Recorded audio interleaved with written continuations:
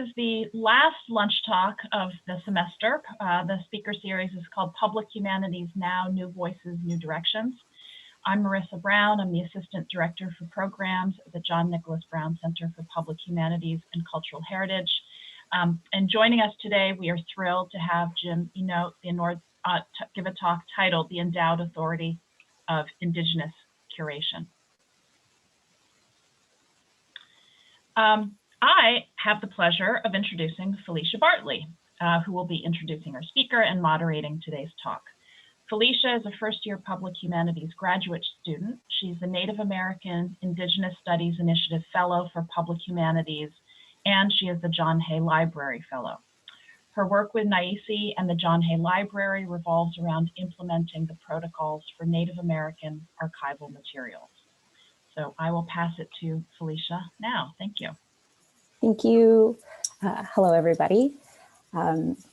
So today I'm very happy to introduce to you Jim Enote for what I hope will be a very fruitful discussion. I thought Jim would be a great speaker because of his lifelong commitment to advocacy work.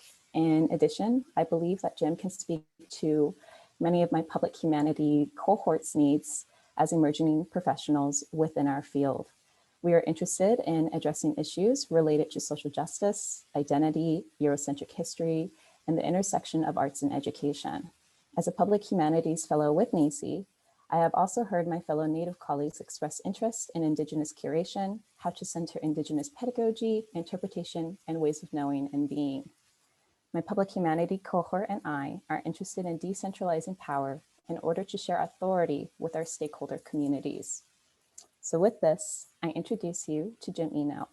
He is a tribal member, CEO of the Colorado Plateau Foundation, former director of the Hewett Award Museum, board member of the Association of Tribal Archives, Libraries, and Museums.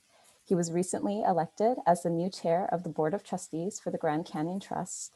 Jim's service for the past 40 years includes assignments for organizations including UNESCO, UNDP, the International Secretariat for Water, Nordic Council of Ministers, Tibet Child Nutrition Project, the Mountain Institute, the National Geographic Society, the U.S. Bureau of Indian Affairs, the U.S. National Park Service, and the Zuni Tribe. In 2013, he received the Guardian of Culture and Lifeways Award from the Association of Tribal Archives, Libraries, and Museums. And in 2016, he received the Hewett Award for leadership and services to the New Mexico museum community and achievements in the museum field. Welcome, Jim. Thank you, Felicia. You know, there's a funny backstory to some of this too, but first, I want to say I feel bad about the people in Colorado, in Boulder, and I hope that any of you do not have any people that are severely affected by what's happened there. That's it's a terrible thing, and I'm getting really tired of these mass shootings. I think we all are. So I just wanted to say that. But the beat goes on, and we will address these problems in society step by step with one plan after another, and we'll make things right. So Felicia, you mentioned these awards I got. There was a one funny one that I got in 2010 with the American Anthropological Association. It was the Ames Prize, the Michael Ames Prize for Innovative Museum Anthropology.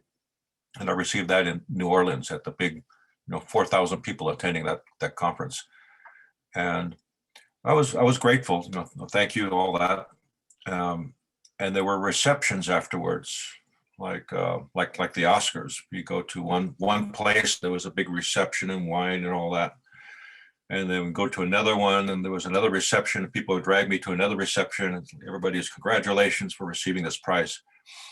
And by the third or fourth, I don't know, reception, people were starting to feel their wine and cheese. And one guy asked me, he said, "Where did you do your schooling?" I said, New Mexico State University.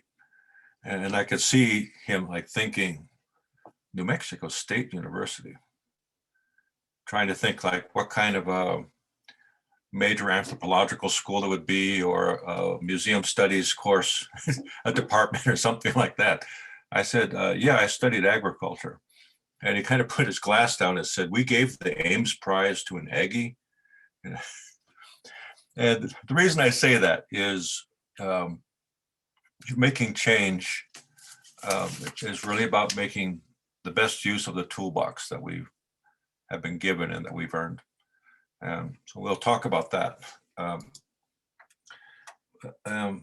I noticed in the title, it was interesting. What was the title of this talk again? This is Humanities. What is it again, Marissa? It's Public Humanities Now, New Voices, New Directions. Yeah, I noticed that the colon in there, and I always have to chuckle. I said, why do there always have to be colons in titles and in papers or in talks? So maybe I'll say that this is my first step in decolonizing that kind of work, okay? So Indigenous curation.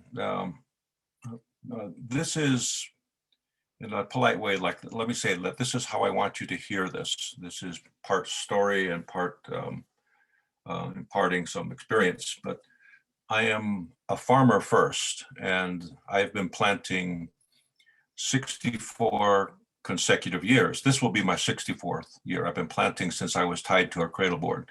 So seeds were put into my little hands and drop seeds into a hole. And I've learned how to grow food here in a difficult environment, and I'm continually learning how to do it better. And so I keep an almanac in my head. You know, when do I see the first prairie dogs? When do I see hummingbirds returning? When are ants emerging from the ground? When are other beings waking from their winter dreams? All these things I keep in my mind.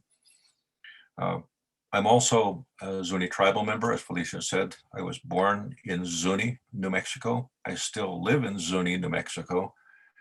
And I suppose if we've been here on the Colorado Plateau, which is parts of Utah, Arizona, Colorado, New Mexico, and if we've been here, I guess, sympathetic, looking at archaeology, asking my sympathetic archaeology friends, I guess if I ask them, how long have my people been here? And if they say, well, at least 14,000 years, and if a generation is 20, 25 years, then I would say I'm a 600th generation resident of this region. And so I do feel like I am of this place. Also, as a child, my mother and I encountered whites-only public restrooms while we were visiting my father when he was serving this nation in the Air Force. We encountered whites-only public restrooms. I knew then there was something wrong, right? There's something just not right about that. As a teen, after high school, I went hitchhiking for 2 years. And somewhere in Southern California, I was with a couple of other people. I remember we got stopped by police. We got roughed up by some rogue cops for no reason. And I know there's some good people as public safety officers. There's some good people and we need them, but there are also some bad seeds out there. And I knew then there was something wrong there. Later on in life,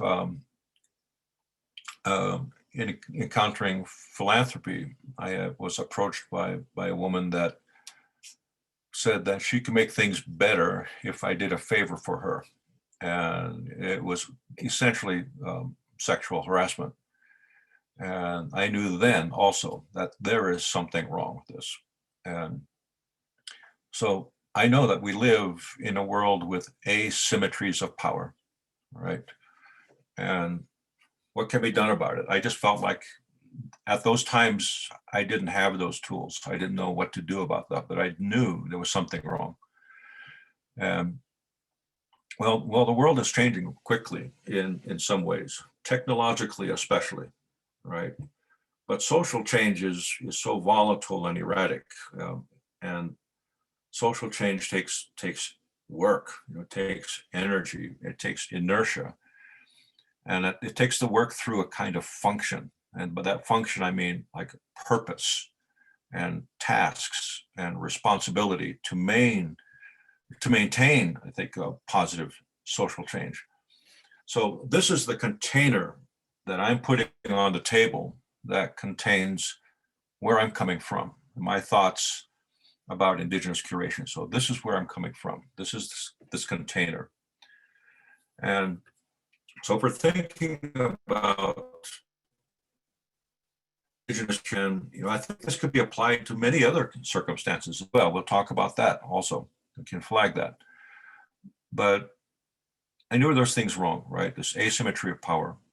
And when it came to museums, I thought the world needs some education. And one big thing that stood out to me was, let's set the record straight. And there's people working in museums, in libraries, and archives. And I thought, there is a lot of ignorance and there's a lot of orthodoxy. I mean, I didn't encounter hateful people, but people were just ignorant, right? And they were stuck in an orthodoxy. So I'm thinking about when I was little, my grandma made pottery, my aunties made pottery. They were all pottery makers. So I also come from a family of not only farmers, but people that make ceramics. And I remember watching my grandma make things. I knew her style, like you could read somebody's, like you would know somebody's signature. I saw her day after day making pottery and illustrating her pottery and painting and putting designs. I knew her style. I remember one day the school took a field trip to Albuquerque, and it was a big deal, to get out of Zuni. But we went to a museum, and going through this museum, there were some pottery, and I thought, oh, I want to see the pottery. And I ran up to one of these pedestals, and I looked in there, and there was one of my grandma's pots, and I was thrilled. I knew it immediately. And I looked at it, and it called what she had made a seed pot. And I said, no, it's not. It's a cornmeal bowl. It's a cornmeal bowl. And the information was just wrong, but I was heartbroken. I thought, why don't they know this? Why don't they know this? And I thought, oh man, that was like my big moment to show all my friends. Look, there's my grandma's pot. Oh, it's mislabeled. And years later, going forward, many, many years later, I found myself leading a museum here in Zuni that some of us started ourselves. And in the late 80s, pre-NAGPRA, pre-Native American Graves Protection Repatriation Act, I wrote letters to museums just asking them, what kind of Zuni objects do you have? Do you have any Zuni objects, and what are they? And I would get replies back, back in the days where there were letters, sometimes fax machines, but I would get a letter back and it would ask, well, here's a form, fill out the form, attach your credentials and your research proposal and so on. And I'd write back again saying, no, we just want to know what you have, if you have Zuni objects in there. So it was just hard to get our foot in the door. And NAGPRA 1990, as you know, Native American Graves Protection and Repatriation Act, that really opened the doors. It was opened a little bit, and it opened the doors, but albeit on the terms of the museums for the most part. I mean, there were some rules attached to it, but it opened the door a bit. And so we started visiting museums and looking, and primarily it had to do with repatriation of human remains, funerary objects, and ceremonial items, most of which we did not repatriate, actually, because Zuni is different from other tribes. Many tribes were very quick to repatriate human remains. Zuni was not. The reason being, Zuni religious leaders said, we don't know who they are. And the same with the funerary objects. We said, we don't know who they belong to. I mean, they may have been very good people, or they may have been bad people. And we don't want to bring these back if we don't know who they are. Because when people pass away, we have ceremonies for burying them. I mean, they might be a sister or a grandma, they might be an uncle, somebody like that. We know who they are, we send them on their way, and we heal. But if we just encounter remains, we're just not sure. And people were hesitant to just bring any remains back, not even knowing if they were definitively Zuni for that matter.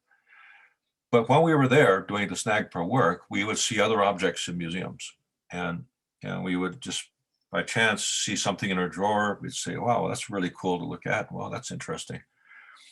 And I began to notice again that some things were mislabeled.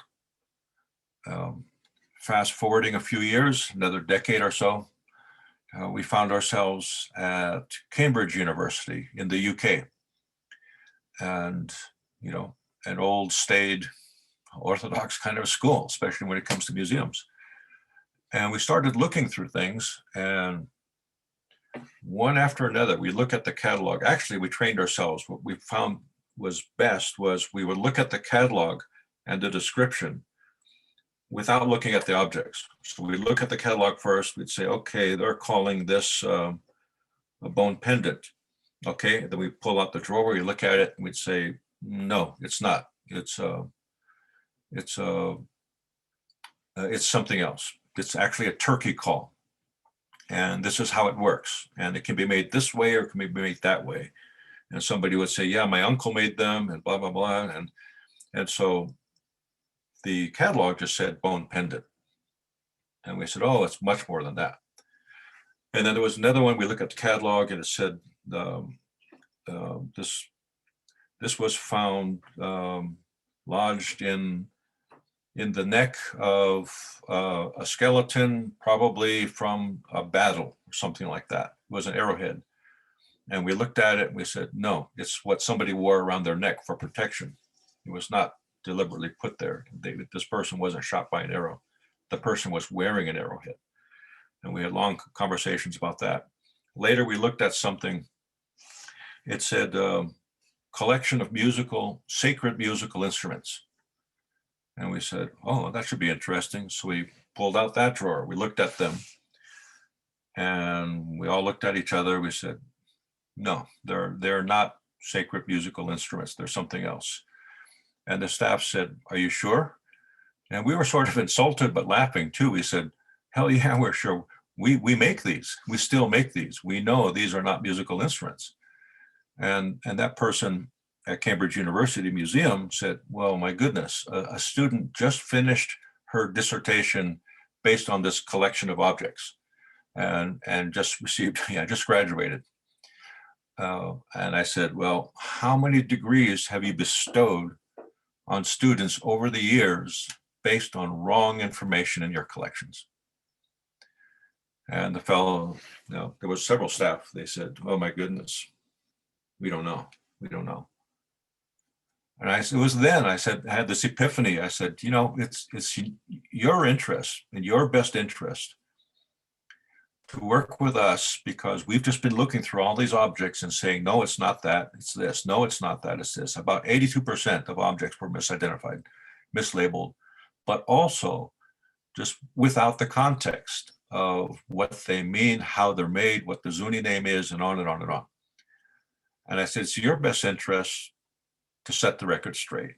And for us, it's in our best interest to set the record straight, because now so many museums are digitizing their collections, right? So I said, young Zuni people can go online and maybe they want to learn about their history and they find an image of a basket or they find other images, and that's then what they relate to. And I said, it's in our interest too to set the record straight. So later on too, I think we were at the Denver Museum of Nature and Science, and we were looking at, again, these drawers of things, and the catalog also. We looked at the catalog because we didn't want to look at the object and then the catalog, because the catalog might bias our reaction to it. And so we just only looked at the catalog, and it said, one of the things said, Zuni net sinker. And so as when we were just having our little banter before we started here, I was saying that we are between 6,000 and 8,000 feet here at Zuni, high on the Colorado Plateau. It's high, dry area. It's a high, dry climate. And so we saw this thing, Zuni net sinker. And I had this image of like a throw net, and so we were asking each other, the Zuni experts, have you ever heard of a net sinker? Did anybody ever use nets? And all of us said, no, never. We've never done that. And so we had to look it up. So we pulled out the drawer, and all it was just a small axe head with a groove in it, like a little axe head with a groove in it. And I figured, well, maybe it was a registrar, curator, somebody that had experience in Polynesia or something, and just said, well, it's a net sinker. But the list just goes on and on and on and on. It's Denver Museum, American Museum of Natural History, National Museum American Indian, on and on and on and on, from UCLA's museum there to the field, on and overseas, and at the National Museum of Ethnography in Osaka, Japan. We've worked with about 32 museums around the world, all of them, without any hesitation to me saying, had wrong information. So we want to create a world that's more informed, right? So this is the first part of this, is this education.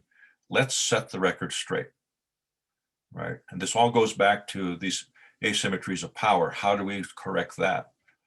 So now, as I was saying too, it's like, so for the museums, I said, it's your best interest to have the correct information and the right context. And why is it in our interest? As I said, because young Zunis, young natives are learning about themselves, not only from their families and friends in school, but they're learning online. With many elders passing away these days, it's the elders were really the crucibles of much of this knowledge. But things are changing now. So young people are learning about themselves and their identity online. So identity is also very fragile. I think about for the things that are easy about identity, maybe are like national banners of identity, flags, maybe currency, food, the university. I mean, some of you probably wear a university shirt that has brown on it, probably, right? People have bumper stickers, right? If you think of Japan, you think sushi. You might keep a currency from the time you visited Hungary or China or something. Just says, like, wow, this is so cool, but it's a kind of identity of my travels.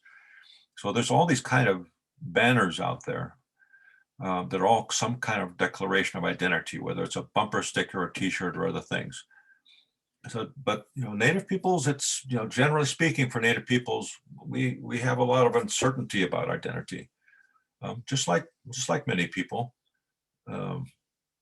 We have the natives that are university and non-university, the ones that are fluent speakers of their language, the non-speakers.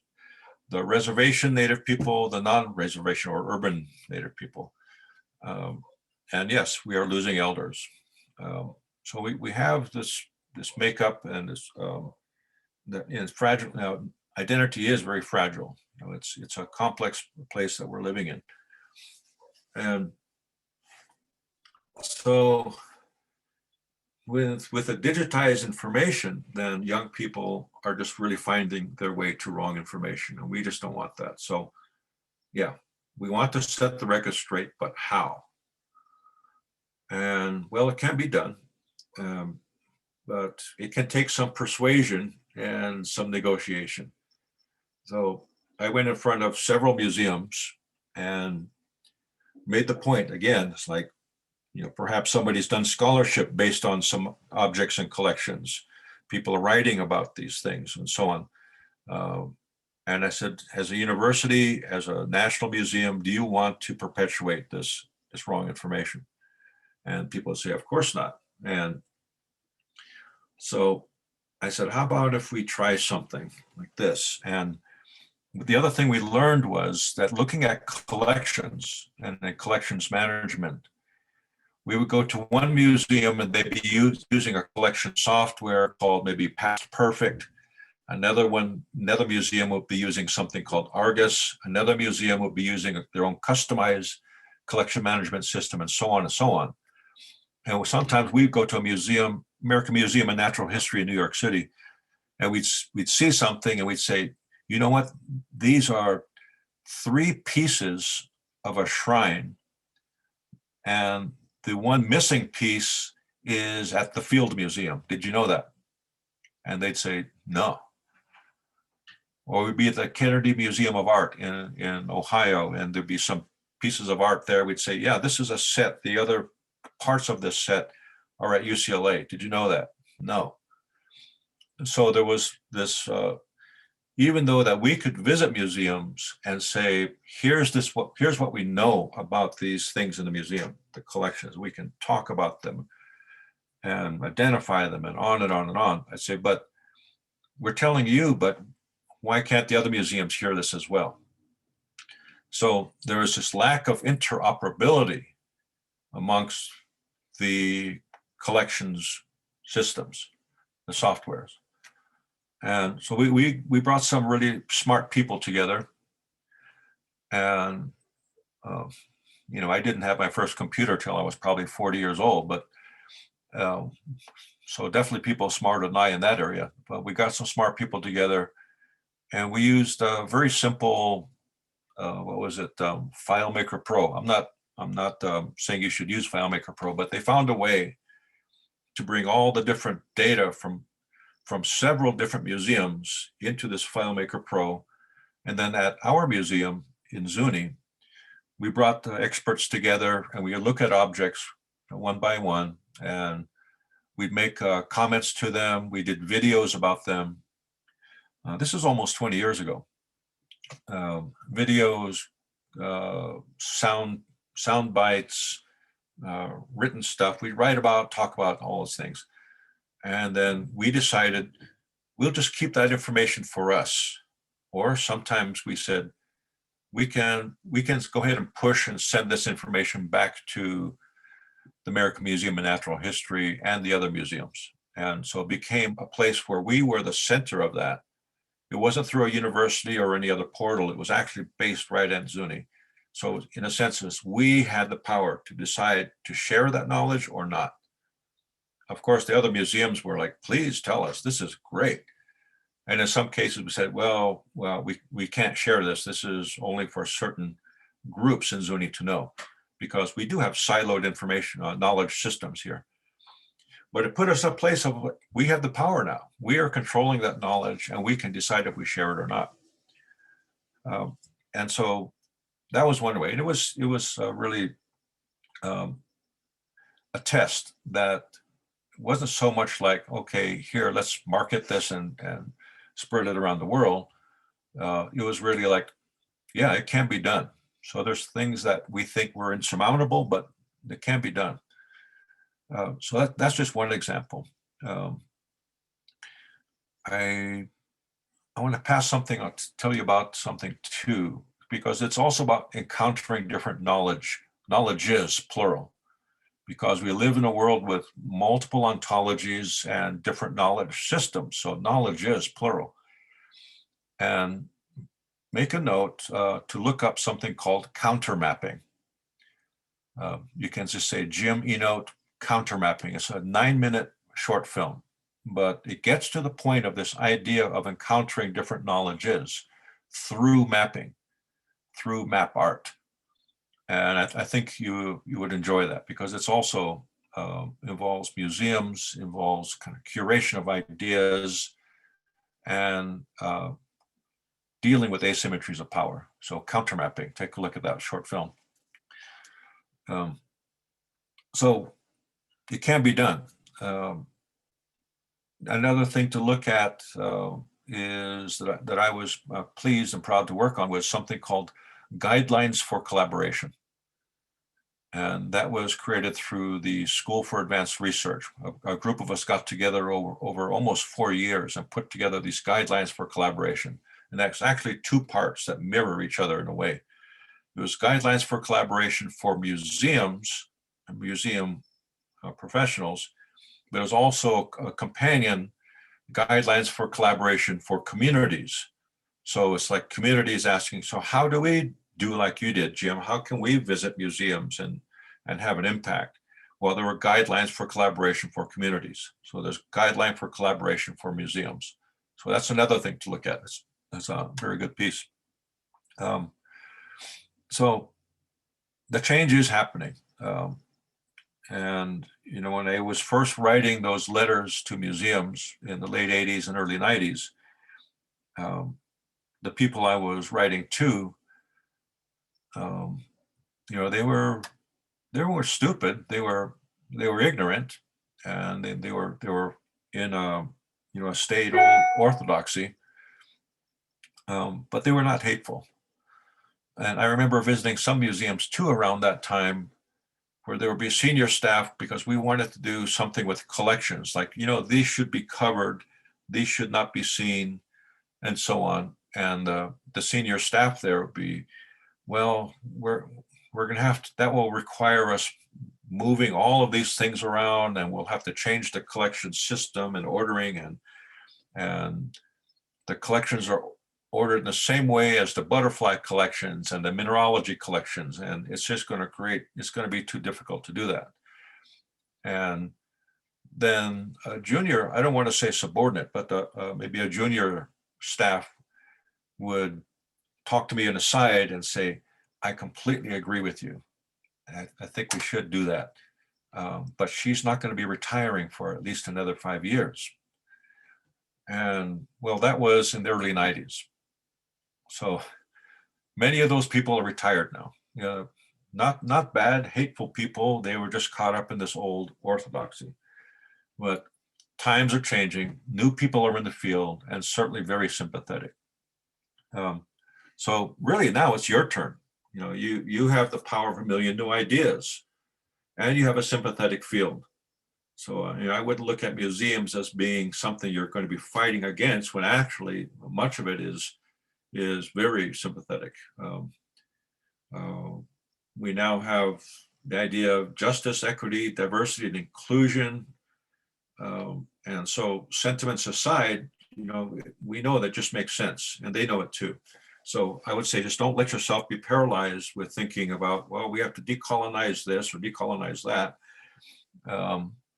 or the settler state is all against us, or, you know, all that kind of stuff. Don't let yourself be paralyzed. There are certainly openings, and the field is very sympathetic. So I would say work in a museum. It's a very noble profession. Or if you don't, maybe support one. Support a museum that is progressive. Maybe even launch your own cultural center or museum. And this is why I said earlier, it's like, well, I'm talking about my native experience from a Zuni tribal member, but this could apply to retired coal miners in Kentucky, in Appalachia. This could apply to fishers in the Pacific Northwest. This could apply in many circumstances where people locally have the knowledge, that have been there a long time. You can start an education center, a cultural center, because we really do want to create a more informed citizenry. That's how we start chipping away at these asymmetries of power, by creating more informed people. Work with people that have standing and knowledge. I think that's something that I found, you know, is being strategic, doing work with people that have standing. You know, when we started that map art work, the counter mapping work, I chose people that were religious leaders here, educators, and others that really had standing. So if there were people that were thinking, oh, what are you doing? You're trying to upset things. And if I just mentioned some names, they'd say, oh, okay. Well, if she's in on it, or if he is on it, then I'm not going to complain. You know, it's working with people with standing and knowledge.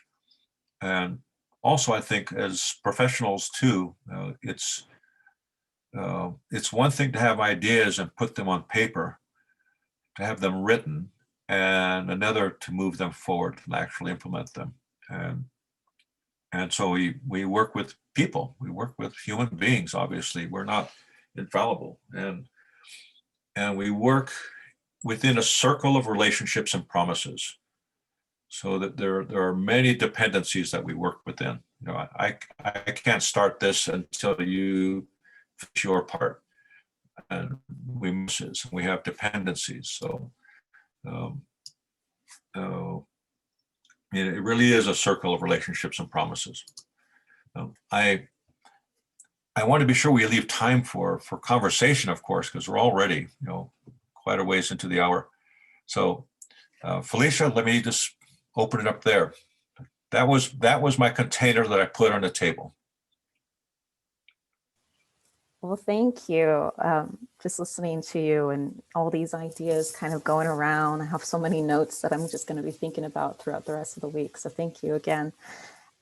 So the way that Jim and I had discussed the rest of this talk would go, if you're more than welcome to ask a question. If you want to send it as a direct message for anonymous, that's totally fine. But really, Jim and I value having more of a conversational style when it comes to interacting with people. Again, it goes with that circle of relationships. We don't want to center it to where like, Jim's the only person who gets to talk. But like that, we can all have conversations and talk about this together and just learn from one another. I think that just kind of goes into that shared authority idea.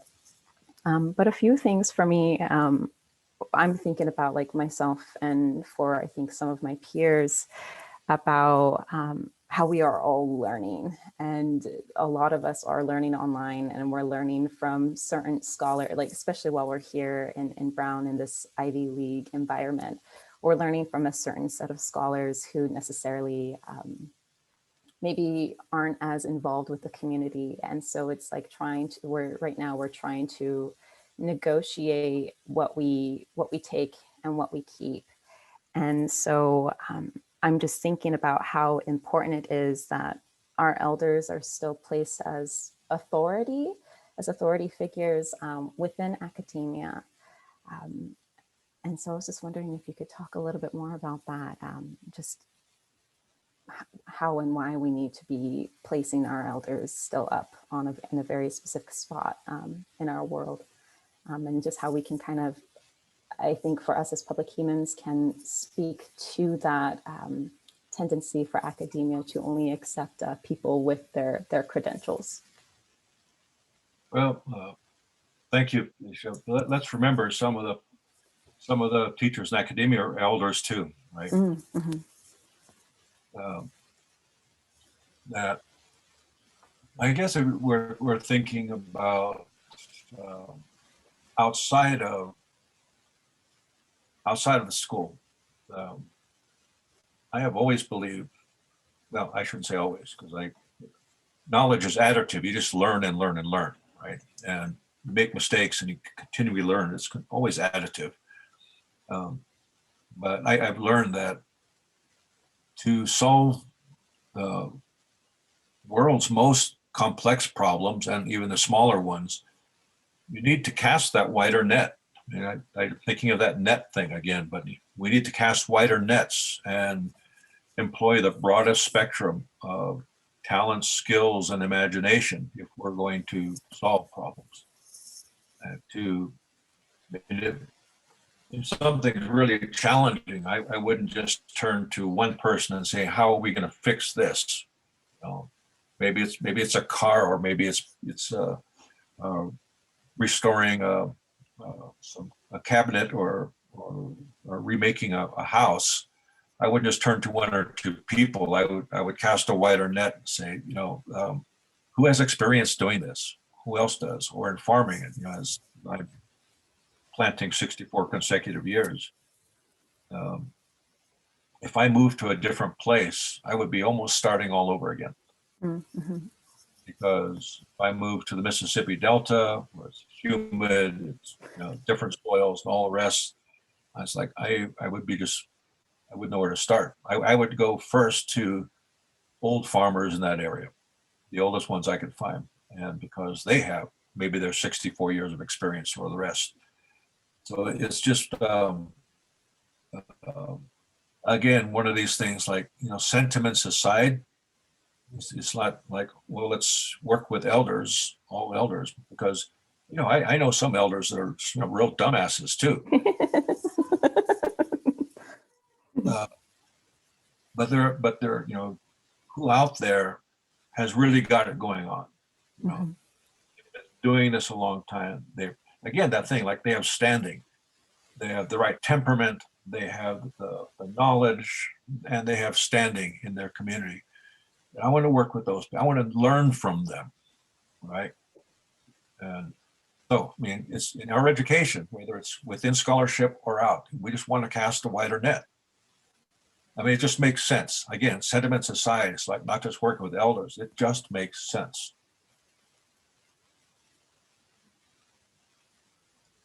I also wanted to pipe in because strangely, Zoom is not giving us a chat box today. Yeah, I noticed. So I don't know if you noticed that, Felicia. So, but one thing that we can do for people who have questions or would like to be part of the conversation is, first of all, feel free to turn on your video if you'd like. But second, use the reaction button and you can just raise your hand. And that way, Felicia will know that you've got something you'd like to add. You know, I've been on a lot of Zoom calls. I mean, you all have too, because you're with courses, but I've been in business calls, our foundation. And people were saying, yeah, do the little hand icon thing. And I was like, hey, I'm raising my hand. But yeah. That's true. Why have we become so conditioned? I got a question. Yeah. Oh, no. You got to do the little chat, the hand logo emoji. All right, Bob, let's see.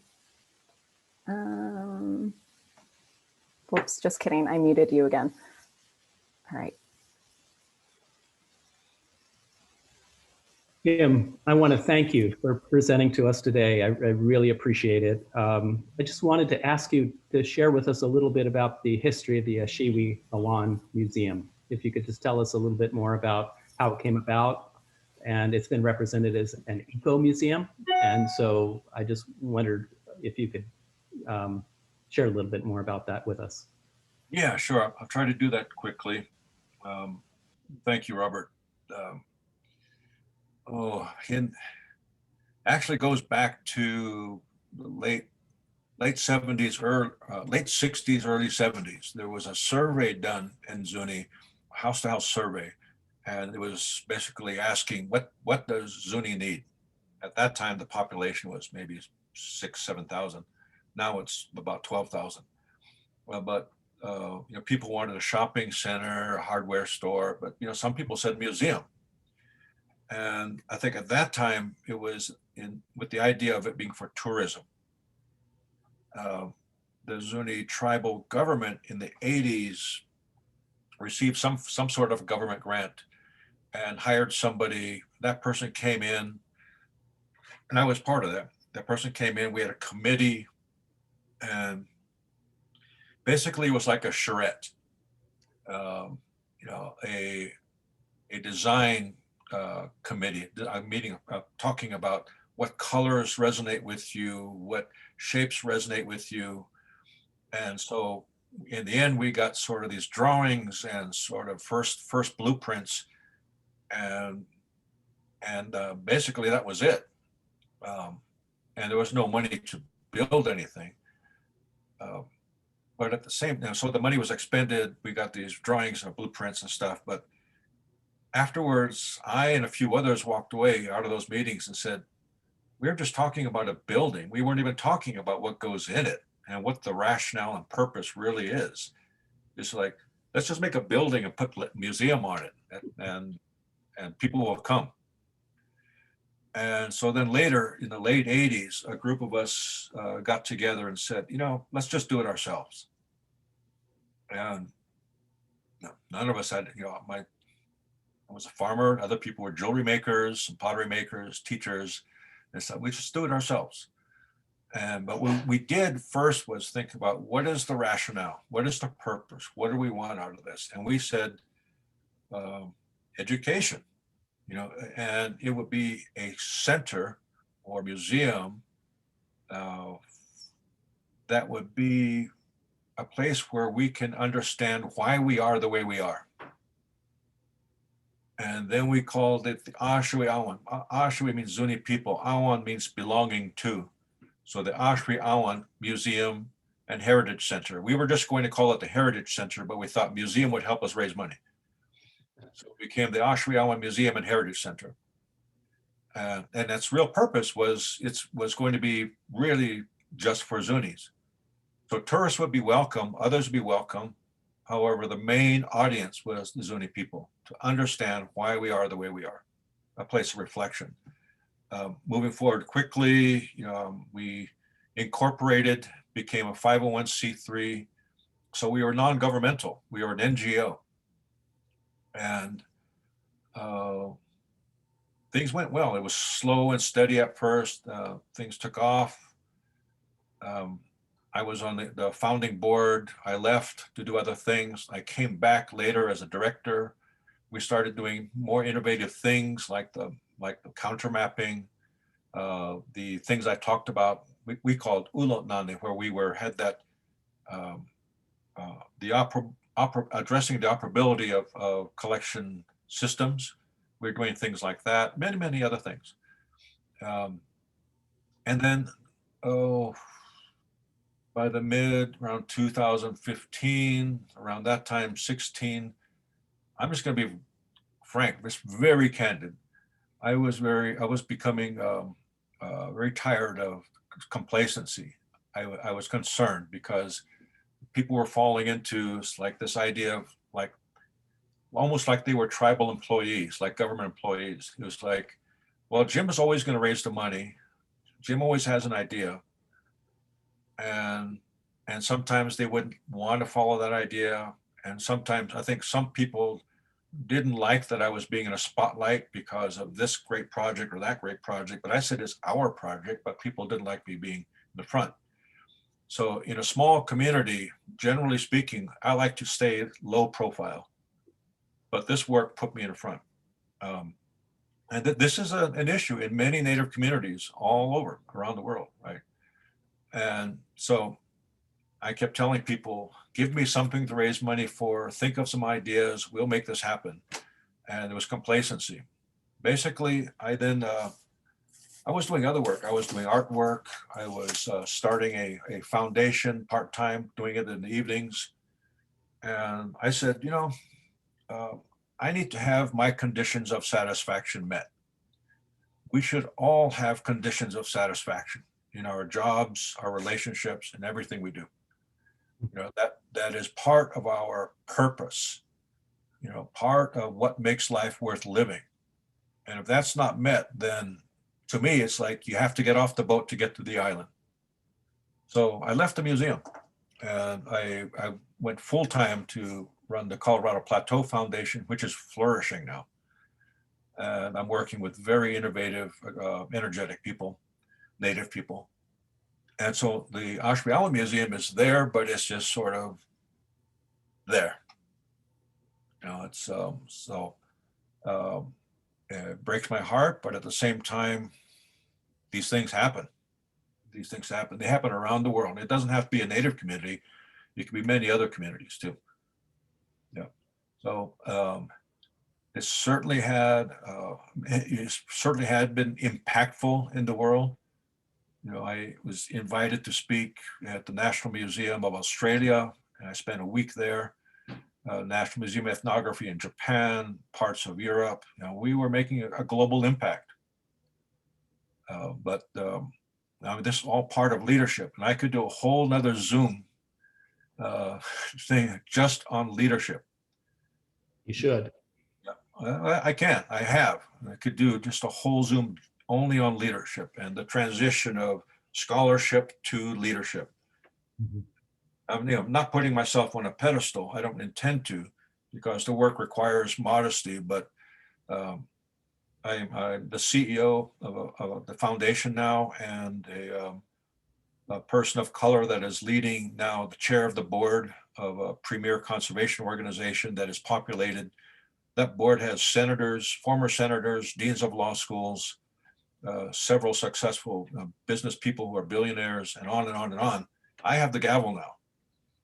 And there are pathways of how to find your way to powerful leadership. Again, not putting myself on a pedestal, but I'm living here out in Zuni, New Mexico, straddling the Arizona-New Mexico border, doing this remotely, fortunately with broadband access, and that has been key as well. And of course, additive education, listening, casting a broad net, and absorbing. Thank you, Jim. Yeah, it's long reply to your answer, but you don't want the sugar-coated version, and you don't want the romanticized version, right? You're right.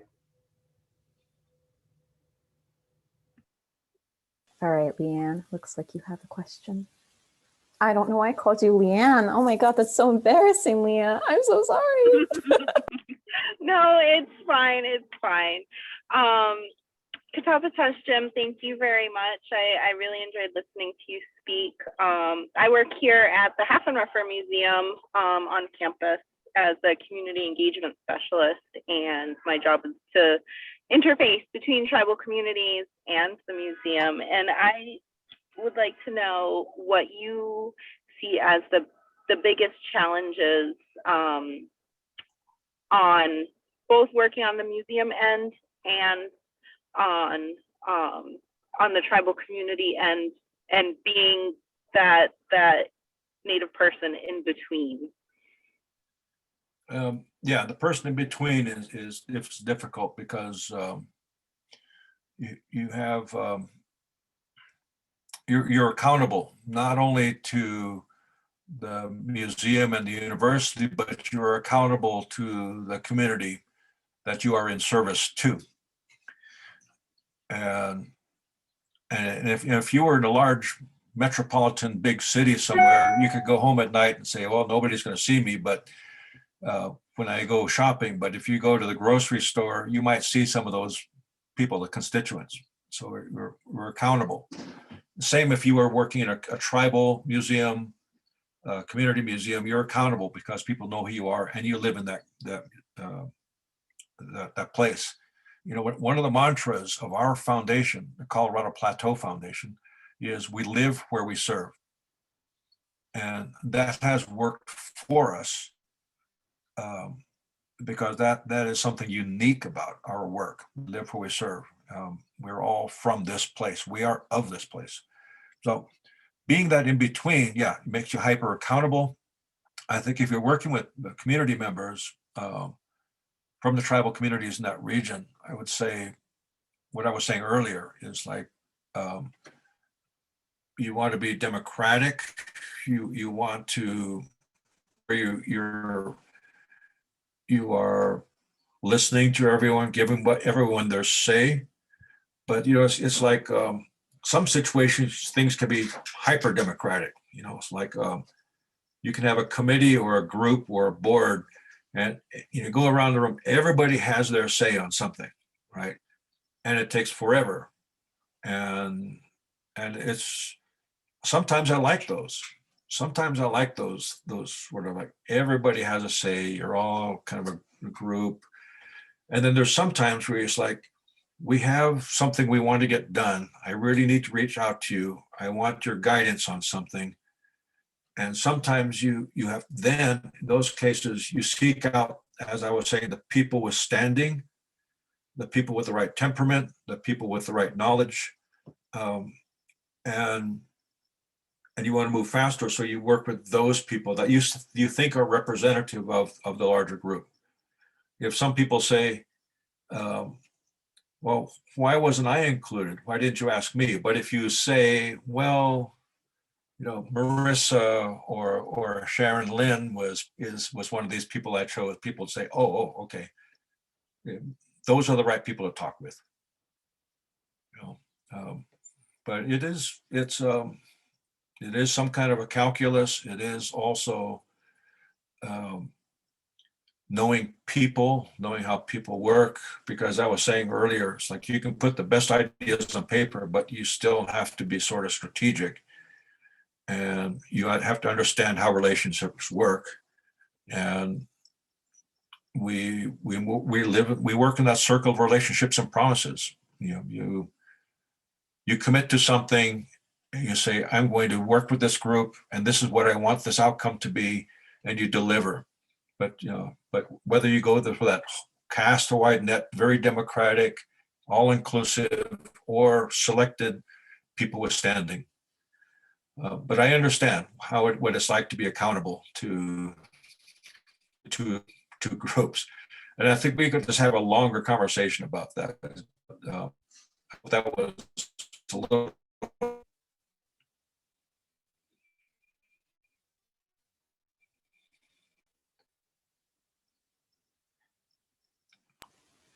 All right, Sharon, it looks like you have a question, and it looks like we're coming up on, well, we are at time.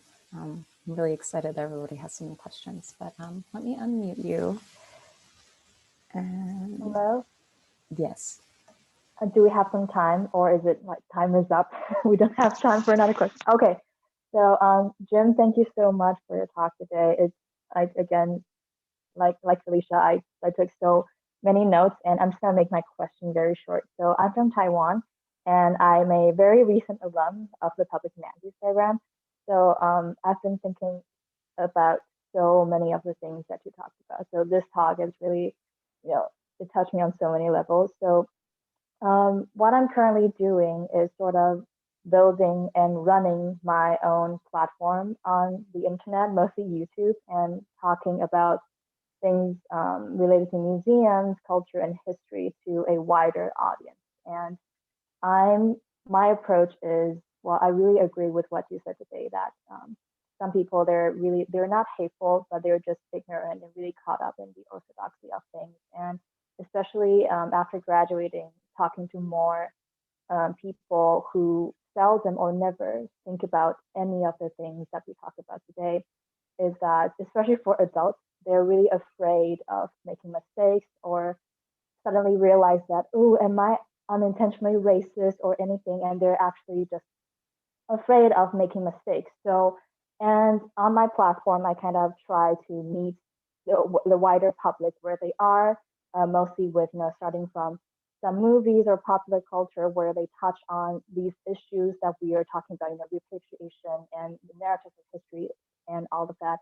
So I was wondering, could you talk a little bit about, how to balance the urgency of telling important stories and sharing crucial information, especially in light of what's been happening throughout these years, and also balance it with, how to keep the space and the conversation open and welcoming enough and humorous at times, if it's possible, to, make the widest impact, and like you said, spread the widest net and have more people thinking about things that are truly important.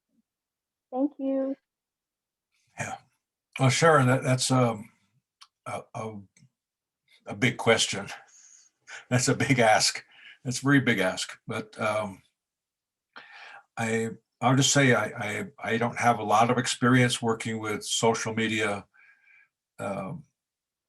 and hosting or even being part of conversations through those platforms. I don't have a lot of experience there.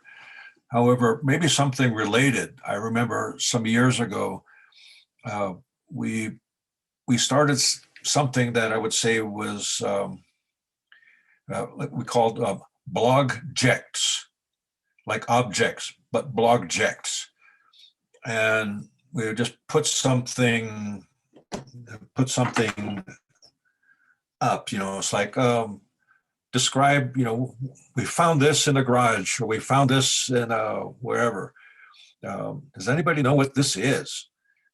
What would you call this? Or this, what do you call, what is this? Does anybody know about this? And then people would use that touchstone, that object, to kind of create their own community as well. Basket makers, or maybe people in aviation or something, but you would find people gravitating towards things that resonate in their lives. So it could be, you can use objects as a place for conversation, as a way for bringing people together around their lives, even problem solving, things like that. We found that the challenge with it is how open it is, because you can get noise you know, like on YouTube, how people can just say nasty things or and so on, you know, right? So you get noise. So the challenge was, again, I'm not an expert with these kind of platforms, social media platforms, but how you find a way where you have a certain kind of community. I mean, if you want to be completely inclusive, you let anybody, but then you get the noise. That's one of the big challenges. So I think we want to create a more informed citizenry, even from the left and the right. The biggest epiphany for me in 2020 was the power of communications, both the far right with false narratives, but even on the left. You know, I had some young grantees that we were supporting that wrote something like, no indigenous tribe has ever consented to energy extraction on their tribal lands. And I thought, well, there's the Crow, the Cheyenne, the Navajo, the Hopi, long list of not only are they consenting, they are promoting energy extraction on their lands. So you have, just the false narratives. I don't have an answer for that, but the epiphany for me was the power of communications. And creating, maybe as a preamble to your work, Sharon, is an ethos of truth in communications. And that let's talk about this thing with truth, something like, tell me about this, but with truth and in the right way as human beings and so on. So that's all I can add to that. I mean, we could have longer conversations, but that's the big thing, is the power of communication, for good or for bad.